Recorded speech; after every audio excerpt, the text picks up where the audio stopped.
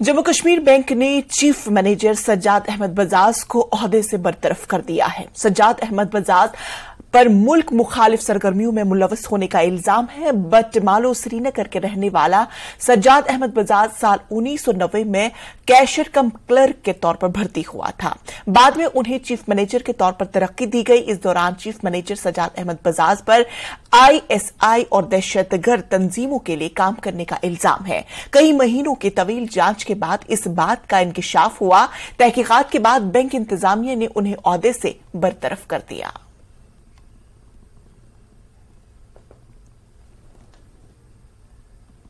LG Manoj Sinha ने कहा कि हर शहरी को हमारे मुल्क के आईन पर अमल करना होगा और जो भी शख्स मुल्क के मुफाद के खिलाफ काम करेगा उसे हर सूरत सजा दी जाएगी। LG ने JK बैंक के चीफ मैनेजर की बरतरफी पर कहा कि न सिर्फ कश्मीर में बल्कि राजौरी और पुंछ बेल्ट जैसे इलाकों में भी दहशतगर्दों का सफाया करने के लिए उनकी हुकूमत पुरअज़्म है और हमारे फोर्सेस इस ज़मीन में पूरी सलाहियत रखती है।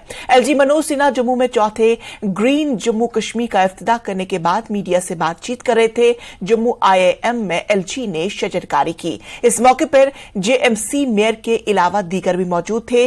LG ने ज्यादा से ज्यादा पेड़ पौधे लगाने की अवाम को हिदायत दी। LG ने कहा कि कुदरती वसाइल और माहौलियात के तहफ्फुज़ के लिए पौधे लगाना जरूरी है।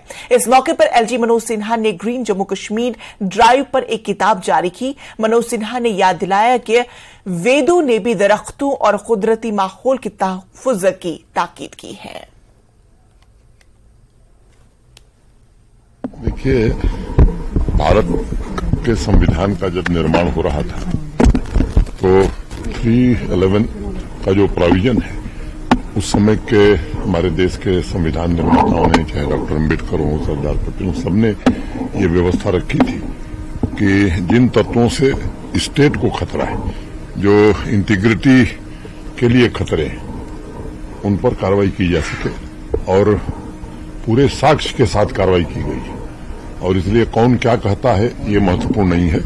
ये मैं फिर दोहराना चाहता हूं, ये हमारे सरकार की सर्वोच्च प्राथमिकता है कि जिसका भी टेरर इकोसिस्टम से संबंध रहा है, जिसने भी आतंकवाद को बढ़ाने में अपना योगदान दिया है, गलत तरीके से अगर वो सरकारी नौकरी में आया है, तो जब जब प्रमाण मिलेगा, साक्ष्य मिलेगा, उन्हें निश्चित रूप से उनके खिलाफ विधिक ढंग से कार्रवाई की जाएगी।